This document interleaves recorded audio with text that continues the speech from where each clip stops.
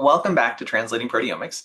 Today, I'm thrilled to have the opportunity to chat with Professor Afshin Beheshti, who is a professor of surgery and director of the Center for Space Biomedicine and associate director of the McGowan Institute for Regenerative Medicine at the University of Pittsburgh. In addition, he has visiting researcher appointments at the Broad Institute of MIT and Harvard, and is president of two nonprofits, the COVID-19 International Research Team and Kwaai. The latter aims to democratize access to artificial intelligence through the design, construction, and maintenance of a free personal AI called Kwaai.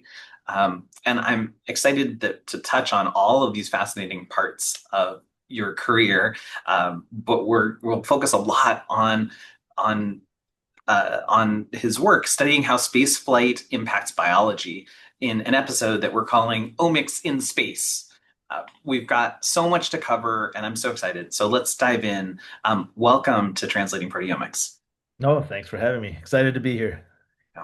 As we discussed and emailed, this topic is so exciting for me personally because I've always wanted to study the impacts of space flight, long-term space on human physiology and using multiomics methods, and ever since I was a child. And so I'm curious from your side, you've been in this area for a long time. You were at Ames Research Center before.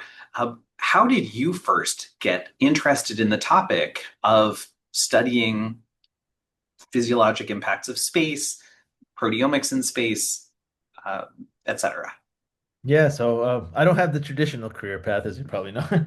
So, I mean, my background's in physics, so I got a PhD in physics, and I did nothing to do with biology other than as a physicist, I was looking at how DNA moves through objects and modeling that, as physicists like to do, like model a lot of things. I didn't even care about the bases, the AGCT, no base DNA. So, but physicists were stubborn. We think we're basically jack of all trades, but master of none. So, I said, why not switch over to biology after my PhD? And that's where with only one biology class. So for all the younger folks, it doesn't matter what you do, as long as you're passionate about it, you get the basis and the understanding, and then your creativity in your mind is the thing that will excel you, into many different things. So eventually, I did a postdoc where I was in a cancer systems biology lab. So I do a lot of different things, and a lot of things I do is plug and play. And in this lab, the director and the main person, the PI of the lab that was running it, had a NASA grant at the time. In addition to the cancer work I was doing, I started working on she had a big national program grant.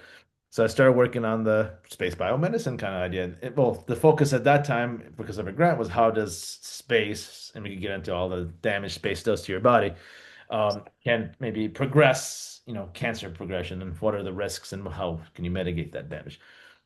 So early on, that's how I dived in while I was still doing the cancer work. And then eventually, my career went on. I was in the Tufts Medical Center and then NASA Ames, where I started working there, helping develop this whole omics platform that my colleague Sylvan Koss was the director and running this whole platform developed. It was called NASA Gene Lab. Now it's called the NASA Open Science Data Repository, where all these omics stuff we'll talk about ends up there that anyone could actually mine and play with. So, you don't need to go to space. You don't need money even to go to space. If you have curiosity, you get to go to this platform and start asking your favorite questions.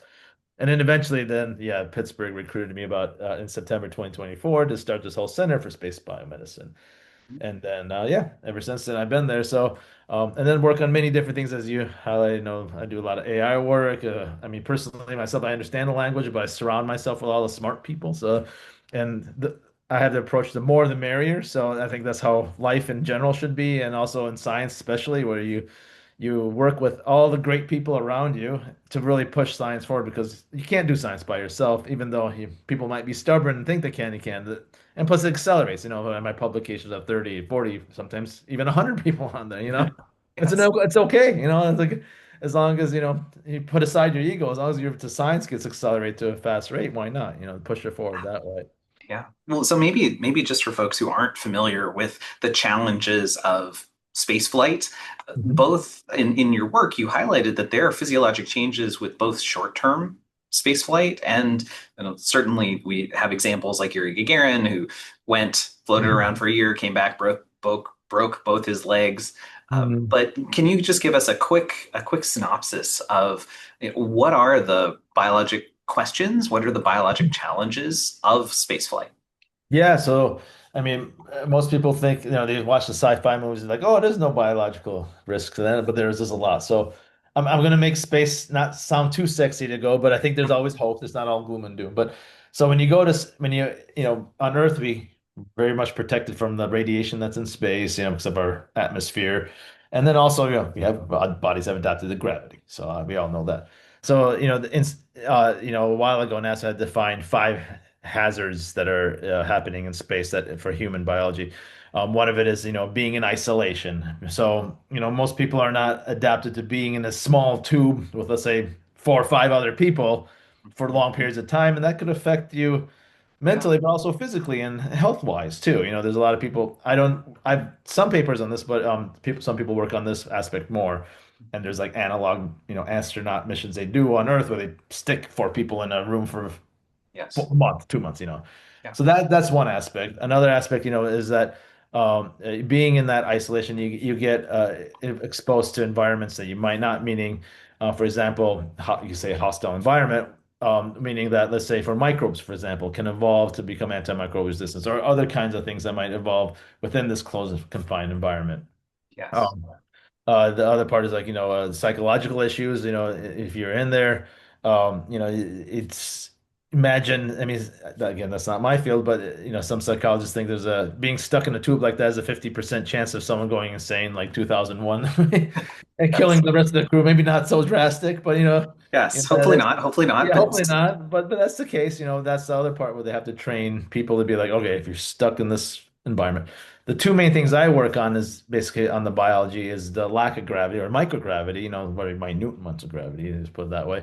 And then space radiation. So the space, microgravity is pretty self-explanatory. You go up there and you're floating around, right? And the space radiation is not as intuitive for some people, but we can explain it now. Where in space, you got two sources or a few sources of radiation that we're not exposed to on Earth. One is the solar particle event. So a big solar flare from the sun is a high acute dose of protons that might come in that we never experience on Earth. yes. That could, be causing health risks. The other one is the galactic cosmic rays. So there's all this background radiation that's caused by like black holes, supernovas, and it's just in space floating around. The majority of that is smaller particles like protons or helium that are there. It makes about like 90% approximately of the background radiation. But then the rest of it is these heavier ions that could go anything from oxygen, silicon to iron particles. Sometimes you get bigger ones out there too. And those are like bowling balls like going through your body in your cells and damaging, like causing DNA damage and cause other things that could happen and cause like tracks as it goes through your nucleus and your cells of breaks and damages happening. Like it's been estimated if, let's say, once you go to deep space, every cell in your body will be hit by one of those if you spend a year in space. Okay. In low Earth orbit, where the ISS right now and all the research being done, the old shuttle missions that happened, those were the radiation dose you get is much lower because of the magnetic field, and due to the physics, you lower the dose of the deep space radiation coming in. So a combination of all this stuff actually speeds up, the aging phenotype happens quicker. You Yes. don't age faster, but all the health risk associated it does. So So that's you the had you had a paper last year that was on aging and frailty, and focused very much on the biomarker side. Yep. Um, but maybe can you walk us through a little bit on so the effects occur both at it sounds like molecular cellular scale Mhm. effects, but also those cascade up to Yeah. much higher order whole physiology effects. And I Yep. think that the dramatic one that people like to talk about is that people get taller in space. Like, oh yeah, I went up to space. I came back a half an inch taller for a day and a half. Right. But some of these other effects are much more subtle in changes in calcium cycle regulation, in muscle fiber formation degradation. Can maybe tell us a little bit um, about these aspects of frailty that are associated with Yeah. spaceflight? Yeah, definitely. So, I mean, the one joke, people have in the field is like, well, Scott Kelly, who was the twin study astronaut who went for a year in space, the first one. He's like, oh, well, he got taller, as you said, for, a little bit of part of an inch, half an inch or so, and he lost some weight, and his telomeres, so your telomeres are a signal, caps in the chromosome that actually shorten as you grow older. Mhm. Um, So his telomeres actually got longer in space. Although you got younger, you got taller, you're losing weight. But no, that's not actually the case. That's a red herring. So because when he came back, he actually got a little shorter, and his telomeres actually went back to normal, a little shorter, and then he gained all the weight back.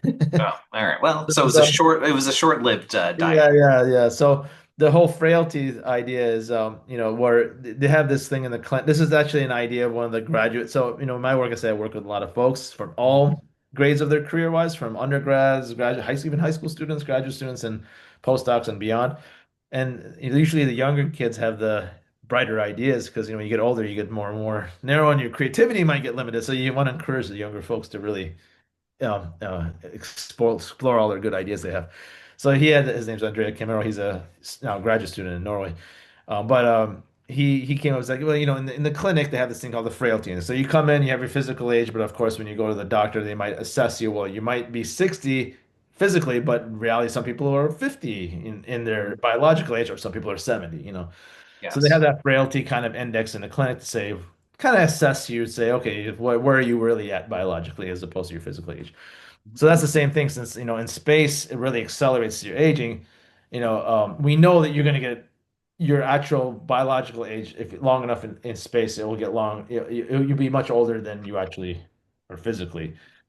So for example, when, in Scott Kelly's book, or if you talk to any astronaut, when they come back for a long period of time in space for 6 months, they feel like they're like 90 years old once they return back to Earth. In space, they're feeling fine because their body's adapting to that and they don't feel that. But when they come back, they're like, oh man, now I know how it feels to be a 40-year-old now knows how instantaneously knows how to feel like it's 90. So that frailty index all of a sudden, is boosted way up.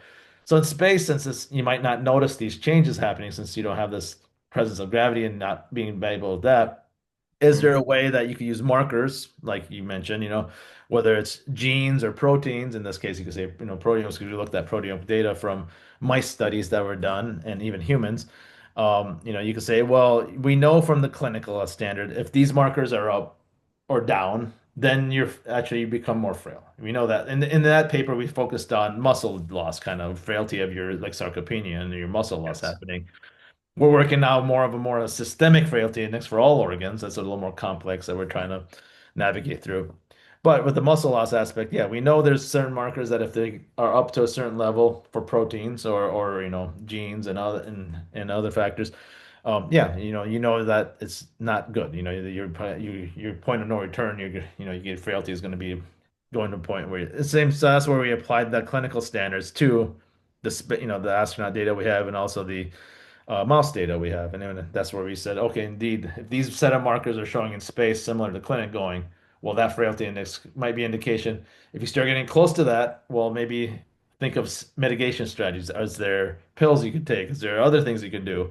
I mean, the astronauts do exercise 2 hours a day to help reduce that effect, which it does work, but it doesn't cure it because, obviously, even those 2 hours, the constant, body trying to adapt to those things are evolving. So is some of it sounds like there's sort of two pieces to the work. Just grossly oversimplified. Yeah, yeah. One is measuring what are the consequences Mhm. of being in space, Yeah. and then the other is how can we mitigate Yep. overcome those consequences. And it sounds like the molecular profiling is critical on both sides. It's not purely like gross phenotypic measures like weightlifting strength it's or lung capacity, but there are specific things that you look at as signals of muscle degradation or Mhm. dysregulation of or immune Mhm. subset changes, for instance. Yeah, correct. So yeah, I mean, physically you could gather some things, but you really need to look at the molecular profile. So one of the main areas of research focus I work on is mitochondria, which is related to frailty. And of course, for laymen, kind of think mitochondria are a powerhouse of your cells. It's what creates all the energy in your body and your cells. And long, long time ago, thousands and thousands of years ago, that mitochondria was a bacteria. And it's thought, and eventually, the body thought, oh wow, this is something we should really integrate into our cells as an organelle, and it did. So now this is where mitochondria is a key thing for energy production. So what we're showing is a paper we're about to resubmit. where an original paper in 2020 showed that indeed mitochondria is a central dysregulator in space where it's suppressed. Mhm. And then now we have a follow-up going really into the nitty-gritty. And in that frailty paper, also we talked about the mitochondrial damage done in the muscle. So when mitochondrial space, what in general, what it does is space is suppressing due to the radiation and the microgravity. But I think radiation causes more of a suppression to all the mitochondrial energy production that happens. So they call the oxidative phosphorylation complexes, which is involved, the main things involved for energy production in your cells. And So then you, I guess I understand how space radiation can lead to DNA damage, and that can right. change, cellular growth rates and things like that. How does radiation affect enzymatic processes, uh, Yeah, like you mentioned in glycolysis and Krebs cycle, et cetera? right. Yeah, that's a good question. So, in general, radiation does several things. Like, but I mean, that is the question of how does it suppress mitochondria damage and increase glycolysis, which it's doing, and then creating a hypoxic environment. And then that downstream suppresses your immune function. Mhm. So one thing is that, the DNA damage done, that creates is one factor of it. Mitochondria has its own DNA. Yes. So when that's a your normal DNA when it gets damaged, there's a whole repair proteins and repair genes that come in play to try to repair that. Now with mitochondria, there's a whole different repair mechanism, and it's harder for it to recover than your regular DNA. Yes. So that's what's one of the factors.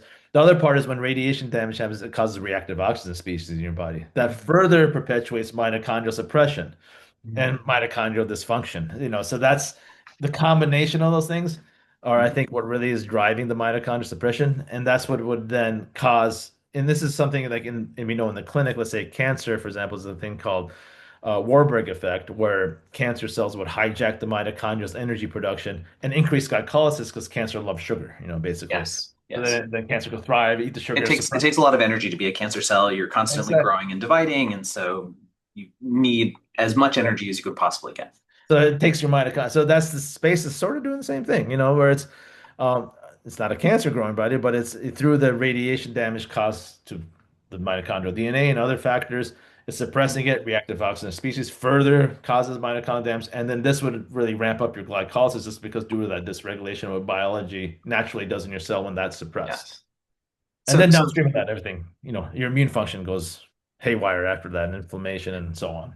interesting. And so the just double clicking on that a little bit in terms of Yeah. immune function, is that measured? How does one measure immune function in the way that you mean? So because you don't Yeah. mean things like inflammatory processes that you see, inflammatory cytokines going up. You mean something happening with B cells, T cells, and how they're behaving?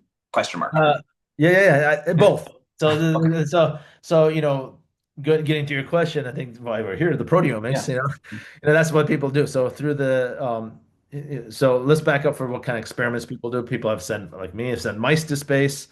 Mhm. You come back, you get all their organs, tissues, and stuff like that. And then for humans, like obviously we can't dissect them, so it's a good thing. So Yes, we have a then lot less astronauts. exactly. But the astronauts, we could get, you draw their blood, or you do saliva, or you get their urine. So then you do sequencing on that, whether it's RNA-seq or proteomics or lipidomics, metabolomics. You just go, people have done all that. We have access to the data. For the commercial companies that are going up, like Inspiration 4 mission that happened, a Polaris Dawn mission, that was a SpaceX mission that happened with what Jared Isaacman, who's now the head of NASA, he was funding those, and he really believes in science. So he said, to my collaborator Chris Mason, is like, hey, let's work together and publish everything and really get push forward, like use our data, make it public. So Yes. that's another factor where we're So, looking at so for listeners, we'll put a link to that down in yes, the comments, so that yes. people, if you want to play with actual space data, that resource is available. Yeah, and that's where Chris Mason developed the Soma platform, the Space Omics Medical Atlas, where it's through his website. He could actually go in there and type in your favorite protein or your favorite gene and see, oh, look, in the astronauts, this thing's up or down. So that the listeners might have a hypothesis that they could easily go explore on his very nice platform he's created that people could play with and look at different factors. But yeah, that's where we could measure, for example, we could measure the cytokine. So the one thing we would do is from there in our papers we've actually shown this, like the looked at the cytokine levels in the blood of the astronauts, how did they go up and down? So Mhm. and the inflammatory markers, and then you're like, okay, this could create a whole different scenario depending on which markers you look at. From the mouse studies, no, obviously, then you can look at different organs and different aspects of how things are evolving. And then the other part is, with omics technology, you can do single cell, or single nucleotide RNA sequencing, where that's, I'm sure you know about it, but let's say listeners, that's where you actually are able to look at the different, T cells, B cells, C cell, and monocytes, and so on, macrophages, NK cells, all the immune cells, and it gives you kind of the profile and how within that, how the gene levels are going up and down. Yes. So then there you could actually find, oh yeah, this T cell population has this kind of immune function, and that means this T cell's misbehaving this way, and what this B cell's doing that. So that's, overall we could do that from the blood profile. You look at the PBMCs, the peripheral blood monocyte population, and then you Mhm. can see all the immune cells that are there.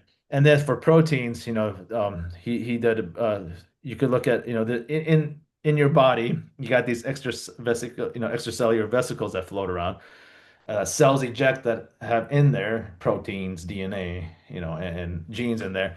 So someone like what Chris had done with the Inspiration 4 crew, like they did a proteomic and a metabolomic. So they look at the metabolites that are floating around in the body. Some could be freely floating in the blood, but some are packed in these Yeah. extracellular vesicles. So then you do the proteomics on that. And then you really find out the profile of the proteins that are being different from when the astronauts were on Earth. And so, it's a low end number, as you mentioned, four Yes. astronauts. But the ways to get around that is like you have enough time points of their baseline before they went to space, and then the Yes. time they're in space, and then the time afterwards, and then follow them. How long does it take to recover? How Yeah. long do things recover at all? Yeah. So I'd like to. This is so interesting. Yeah. I know Mike Snyder's lab at Stanford Yep. also had access to some of these Yep. samples and did a lot of proteomics on them. Mike was And part of the bigger team. Yeah. yeah, it was great. I was following that excitedly the studies. But when one looks at these, I'm curious, what is the time scale of these proteomic changes? I imagine there's some changes that occur just because you're experiencing a lot of gravity as you're being shot up into space. Mhm. And then there are other timescales that may occur on, I'm not sure. Is it minutes in microgravity that you see substantial changes? Are there irreversible changes that just having been in space changes you for the rest of your life? Yeah, that's a harder question to ask because, or answer, I should say. Mm. Um, it's a good question because that's some things we do want to answer. Mhm. But so no one was really, because the tough part is the same as you mentioned, like when you go to space, you experience that huge hypergravity event. Also, when you come back, you get that hypergravity, like as you said, go ahead, got legs broken because he was, Yes. the hypergravity event. So.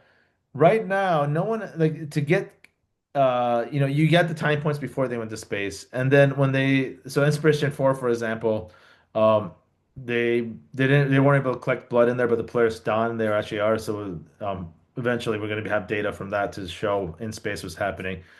Typically from the ISS, for like NASA astronauts, like they say the Scott Kelly data that's been published and been out there.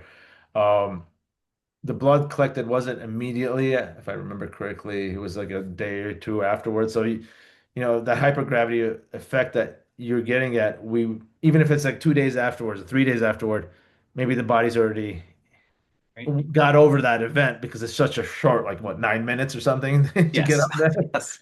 Right.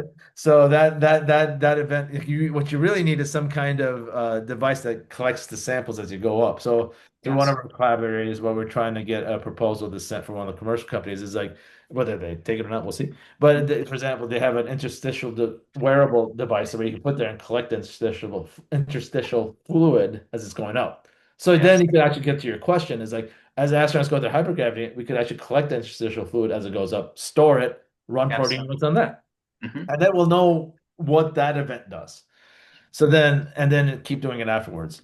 But so I can't really answer what happens there other than make hypotheses and say there's definitely some biological changes that should happen. I don't know how quickly they recover from that hypergravity event. So, but there's definitely changes that happen there, and how that might exacerbate health risks. I don't know. Yeah. But when they're in space, we know, for long periods of time, the changes that happen are like the mitochondrial damage that happens. It happens even in the 3-day mission, like in Space 4, you're like, yeah, it got damaged. So, and Wow. we know with astronauts when they go out after, a month or so, or even in a couple of weeks, or even the short missions, they got inflammatory factors that go up. They got, immune factors that are being suppressed pretty quickly. Um, Yes. for let's say the Inspiration 4 crew is a 3-day mission. They went, about 520 kilometers above the Earth as a elevation, which is about 100 or so more above the ISS. So they're getting more radiation because as you get closer to the Earth's magnetic field, you get less protection, so you get more dose of radiation too. So when they came back, we were able to get the immediate time point, of their blood and everything. And then they got multiple time points after that, up to 80 days and then longer now. But the data we analyze for those papers that goes up to 80 days. And overall, in general, characterize all the papers me and Chris Mason and the team like put out, about 95% of the signals came back to normal, to their Okay. baseline. As a Okay. 3-day mission, keep in mind. Yep. 5% were not. Like one thing that might hasn't come back to normal is the mitochondrial, depending on what cell type it was. Some cell types, the mitochondrial suppression started going back to normal as you would hope it would, but some did Yep. not. Like the monocyte population were showing, oh, okay, still suppressed. Now, I bet if we wait longer, I bet it'll go back to normal because that 3-day mission they should, and that 3-day mission, those the crew, I mean, they're healthy, they're still healthy. Mhm. But I bet they they might have felt some fatigue, not or some other things associated with the mitochondrial suppression that they might have not acknowledged, but that was there in their body. Yes. Now, for let's say the longer missions like Scott Kelly being in space for a year, Yeah. he when he came back, even he says the book, it took him 9 months to recover, right? Right. And usually when astronauts spend 6 months to a year, they usually go through intensive physical therapy to get back their strength and everything like that. And of course, that is related to frailty, related to the mitochondrial suppression, all the protein levels. And this is like actually, I think in Scott Kelly's book where he's talking about, where when he came back, even his shirt was burning, like touching his skin for a week, like and because of Interesting. it's really like inflammatory signals, which we think we've shown like it's going up, and the other part is like in the space you're just kind of loose, your shirt's on your skin. Right. Right. But No, that's a really interesting thing that we don't tend to think about is we have so many sensory inputs yeah, that gravity influences. right. And I'd like to just go, if you've discussed a number of different types of ohms and omics data, and Yeah. I'd love to dig around a little bit there about how these different multi-omics techniques together are creating a complementary Hmm. view of the biological mechanisms. I mean, you mentioned some of these are biomarkers where we're looking at secreted or circulating signals, but there are also cellular Hmm. patterns. And so I'd love to hear just one or two stories from your perspective of how the multi-omic lens and Hmm. has allowed you to see things Yeah. that maybe a single ohm lens wouldn't have. Yeah, no, that's a great question. So, I mean, one thing is classic when people do papers, you only look at that single ohms, it was RNA sequencing or transcriptomics or proteome, mainly because of cost, because one person can only do so much because Yeah. these are very expensive assays. Like, luckily, like RNA sequencing has dropped down significantly in prices, much cheaper, but proteomics is still expensive, and metabolomics and lipidomics. So all those omics by themselves is like showing you one piece of the puzzle. Because obviously our body has all these things. We have DNA, protein, even small RNA, non-coding RNA called microRNAs, and other ones that don't translate to protein, but they do many, many different kinds of functions that, Yeah. um, like silencing genes and then not letting proteins being expressed. So there's when you look at one single ohm, let's say a proteomic, Mhm. it's important. So you're looking at all the protein levels changes, but you might not see some proteins being expressed, and you don't know why. And this Yes. could be because of these small microRNAs suppressing the genes that stop the Mm. proteins from translating. You know, Yes. so Yes. you missed that factor. So you might say, well, these certain things are related with like immune functions or inflammation or cytokines, but the true reason, like some of the factors that might be changing is below the protein level. Now, if Yes. you do just RNA-seq, you see the gene levels is very important. You see how different genes are changing and all that. But then the protein, it's not always the one-to-one relationship from genes to proteins. Sometimes Yes. a gene could be expressed very highly and the protein's not. Or vice versa. Sometimes the gene's not expressed very highly, but when it translates into the protein, the protein's like blaringly high, because of, Yeah, I mean, I'd love to hear, just from your studies, like one example where you saw this discordance, and that discordance really set off a moment for you of like, okay, there is an interomic regulatory process at work here that right. you could see, because I think that's where we sort of hear generally, yes, there's discordances, but oftentimes there are really interesting, fun mechanisms at play. And so I'd love it if you could share with our listeners your favorite interomic regulation story. Let me think if I have a favorite. But yeah, I could. I mean, one other thing I work on is microRNA. So microRNAs Yes. for the Nobel Prize was on last year, for the people who discovered it. So my or 2024 now, so maybe more. But microRNAs themselves, for people that know, are small RNA that was discovered in 2000. Well, previously it was known, but it was ignored, but they thought it was debris. But these small RNA are about 22 nucleotides in base, and they're very rigid. They float around freely in your body. They get in and out of cells freely, but they have a protein attached to it to let do it. Mhm. And they can be packed in these extracellular vesicles or other things. And when these microRNAs, what they do is they bind to hundreds to thousands of genes. So Yes. then that binding itself, what it does is silence the gene. And then when the gene is silenced, then the protein's not produced, right? So that's what happens. Hmm. So that's for me. I think that's microRNA is a very much the engine that might drive some of these health risks or diseases that are there, or Yes. they're also for healthy functions of your body too.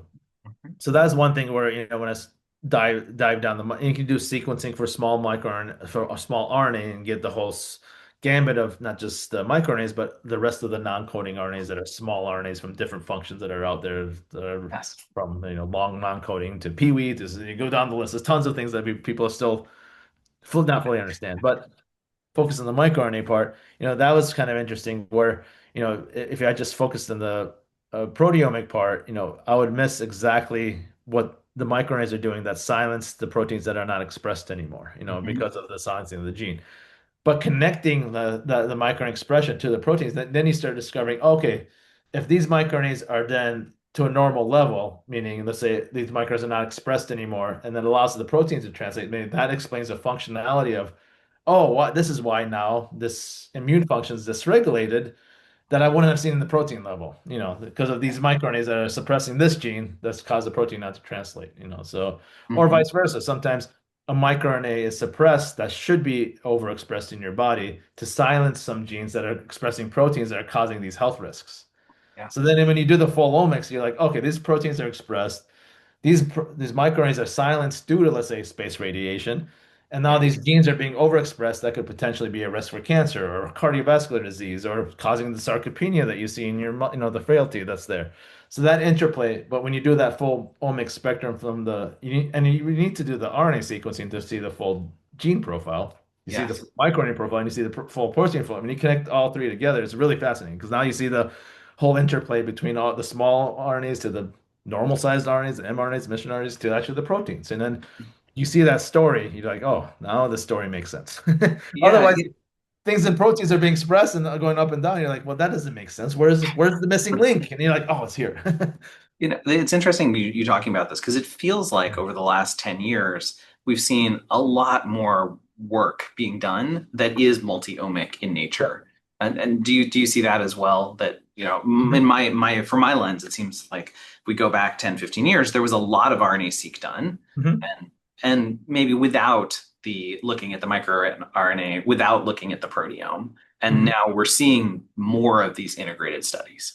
Yeah, 100%. I mean, part of it was cost and still is cost, but back, let's say 10 years ago, the cost was substantially more. Mhm. So someone to run this whole multi-omic experiment, I don't think like an NIH RO1 grant or in NASA definitely can't cover the multi-omics aspect. So then they're stuck to choose their favorite omics. So that obviously a person will grab it if they're very good at proteomics. They would say, I want to just do that. And that was the thing. But now since costs are going down, like even for me, if I'm writing a grant, I'm like, oh, I want to make sure I do a multi-omics. And I look at the budget. I'm like, oh, okay, then I could fit this multi-omic approach in this budget.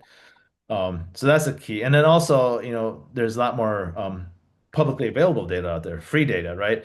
That's where that NASA Open Science Data Platform that was involved, it was called Gene Lab, that Sylvan Costa was helm of. That was the part where now that the whole goal of that is that all these different experiments people have done, all the different omics people have ran, put it in one platform. Yeah. Even though some of them were from the same, let's say, mice that were sent to space to the same organ that people ran the different ones.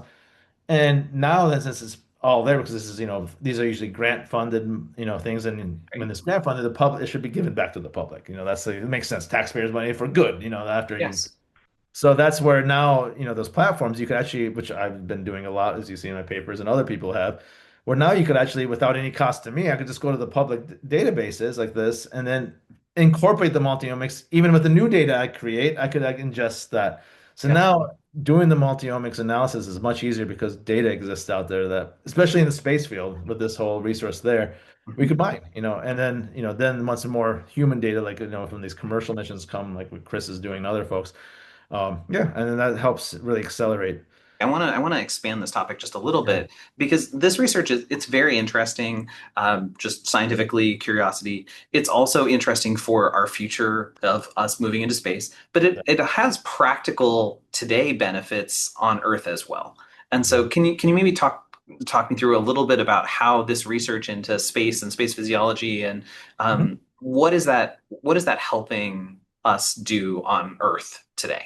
Yeah, no, and that's for me, one reason I do space is exactly that question. Yeah. So one other plug I'm going to put in is that at Pittsburgh, we're actually it's be officially announced next week. I expect by the time this comes out, I think it'll be already announced. So we're launching a whole new institute called the Trivedi Institute for Space and Global Biomedicine. So it's a whole new institute focused on space. Luckily, we got Trivedi as a donor who provided a substantial amount of funds to get us this going. So we got Kate Rubins, who's a former astronaut who did the first sequencing in space. She's going to be the director. Chris Mason is a co-director still at Weill Cornell Medicine and Pitts, the joint point, and my center falls underneath the and then Sylvan Costa mentioned he's going to start a whole synthetic biology, space manufacturing, digital health, AI center underneath there. So us four are leading the helm and pushing this forward. So this, and the reason I bring this up because to answer your question is really key because the whole goal of our new institute is yes, make it safe for humans to travel in space. But the global biomedicine part, why we added that in is because everything we do has to apply to us on Earth. So because space being that accelerant for Yes. for diseases, anything we produce, the magic pill, the countermeasure that mitigates the damage done, it's going to help us on it. So I'll bring up a quick example of like the mitochondrial suppression that we're seeing. Mhm. Although radiation is causing this, I do a lot of COVID and long COVID research too. Yes. And long COVID, we're working on a paper now, is definitely a mitochondrial disease. It's like the virus is targeting the mitochondrial, suppressing that. And even though this is the virus of radiation, the damage caused by different mechanisms, the downstream impact is exactly the same when you look at the data side by side. Interesting. So, for the space work, we're working on this one supplement called Camphorol, which is actually funded by this Japanese company, Otsuka, which is a close partner of ours. They have this something they're going to actually publicly release it at the end of February there, and you can actually buy this. It's a nutraceutical. So Camphorol, you probably maybe even had for breakfast or lunch or dinner. It's like it's found in your leafy greens, like your kale, your blueberries, but they have a nice purified version. It's a nutraceutical. It's not harmful for people to take. Some people absorb it better than others, but up to the person and the biology. Yeah.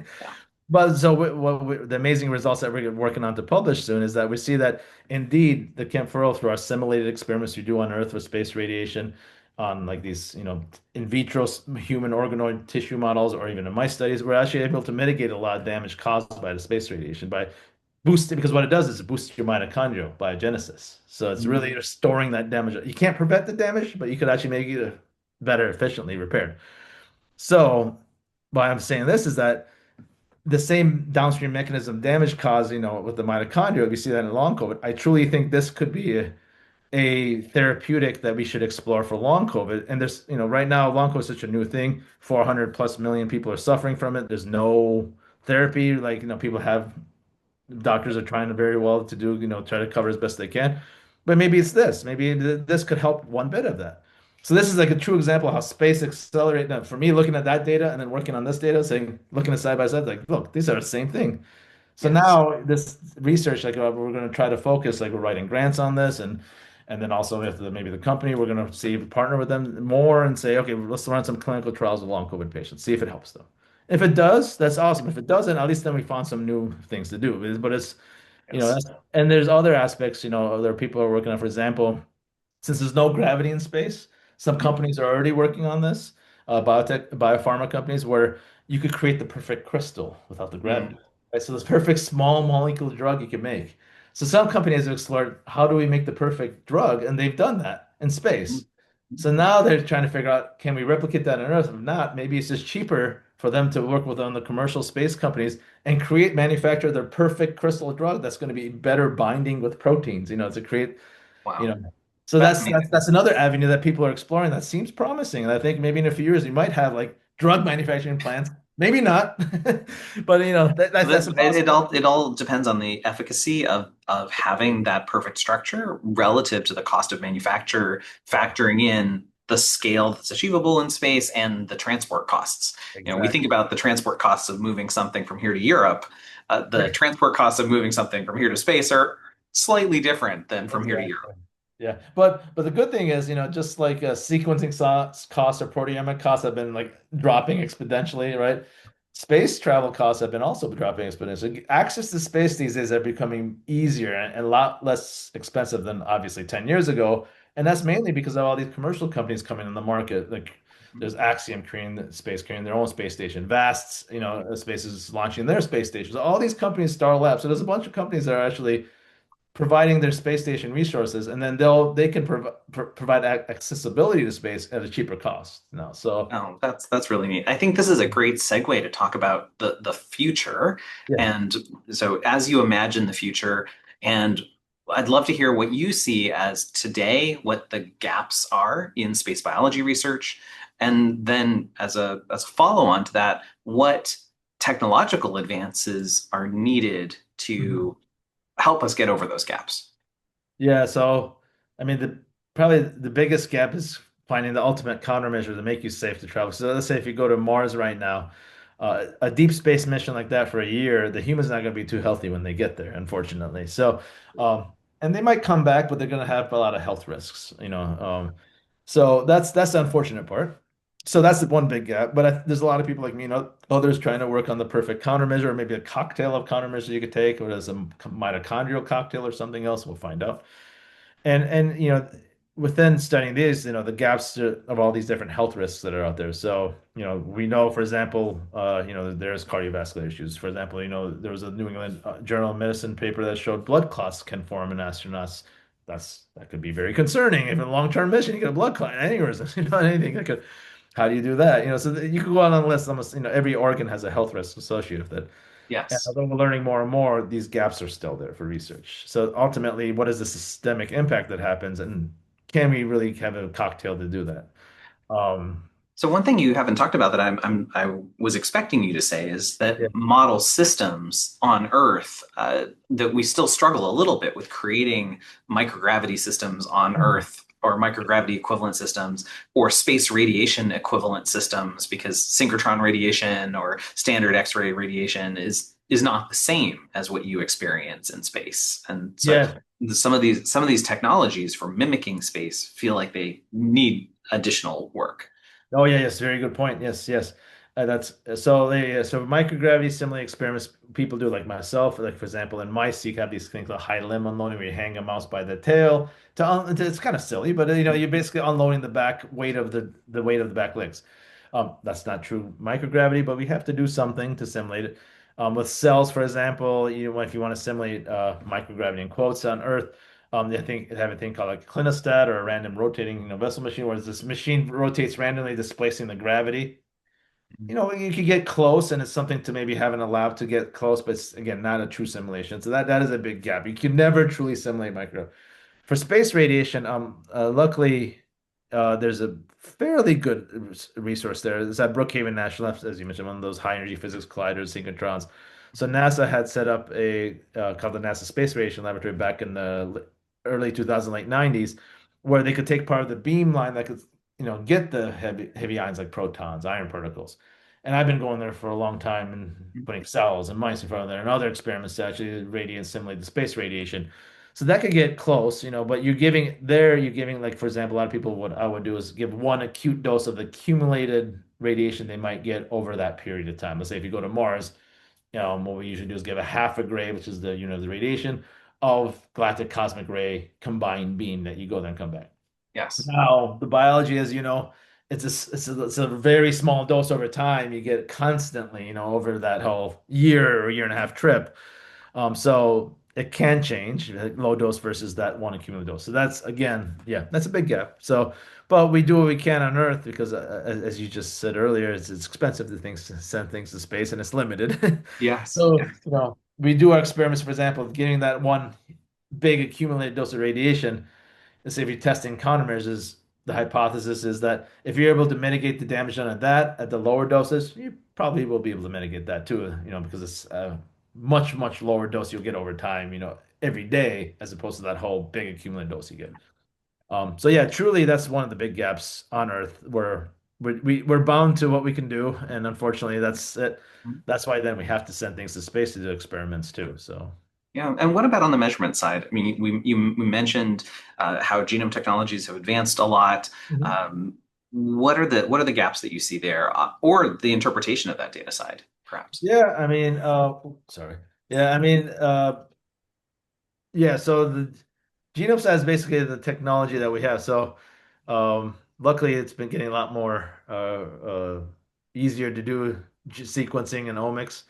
But if you want to do omics in space, as we know, um, things that there's a like Oxford Nanopore has those mini ion machines that are very small, like the size of a USB stick. Actually, Kate Rubins was the first person that actually did sequencing in space on microbes. Mhm. So she actually swabbed, the station and isolated the DNA and then threw it in there. It's like, okay, great. We saw the profile, and that's great.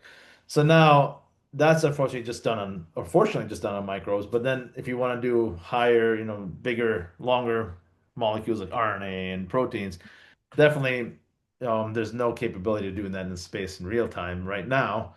Yeah. I imagine maybe in the future work, maybe 5, 10 years, people are working on that. And maybe in 5 years, someone will have a miniaturized proteomic machine they could do in space. Because the That's a idea, great thing. as you It's a great mentioned, thing like, to aspire towards. yeah, because as you mentioned, like if you go to moon, Mhm. you can collect samples and store them. But again, samples could degrade, samples could still have things happen to them. But, if you're able to come up with a technology that you can do the sequencing, the omics, proteomics, genomics, all at once, real time, send the data back, that's the ultimate thing that we want to work on. If you go to Mars, definitely you need something like that.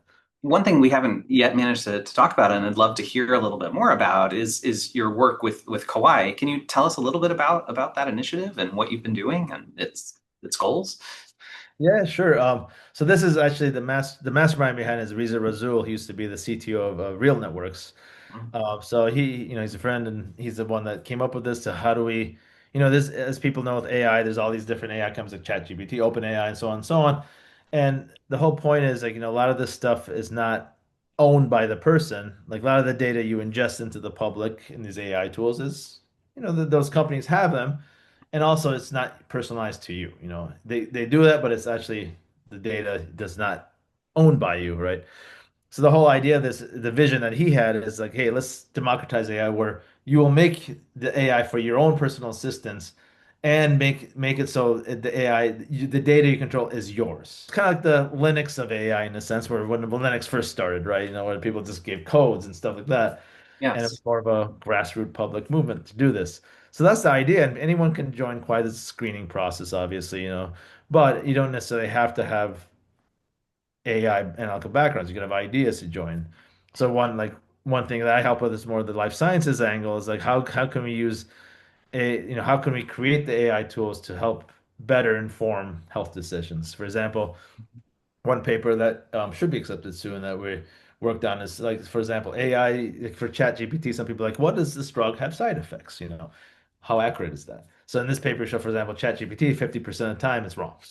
Oh So dear, that's that's fine. terrifying. What are the side effects of aspirin? It should be fairly accurate, but half the time it might give you an answer that's not right. And then so that's if you're using that to inform your decision of side effects or other health effects, that's not good. So how can we optimize that then actually to become better and also train on you? So for example, an AI tool which can train on your medical history that will keep it private. That's one example. But then also the other examples of making a personalized assistant for education, for example, they made a AI personal assistant for teachers and professors where they could ingest what they've been, basically their curriculum and learn off the professor themselves internally. And then that could be a tool that they could make available to students. So let's say at midnight, when the student's like, oh, emailing the professor, hey, what's this question? Of course, the professor doesn't want to, probably sleeping or doesn't want to. They Right. could put the digital twin, the AI, of the professor, be like, ask the same question because it learned from that person their entire curriculum.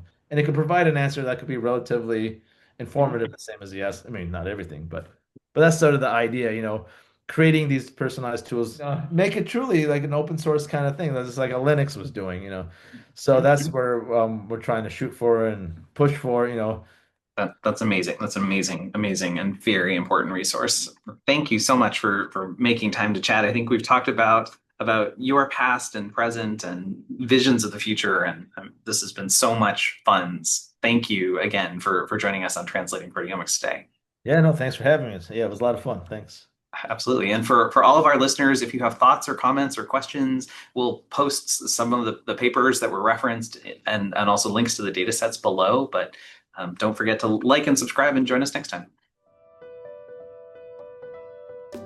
We hope you enjoyed the Translating Proteomics podcast, brought to you by Nautilus Biotechnology. To contact us or for further information, please email translatingproteomics@nautilus.bio.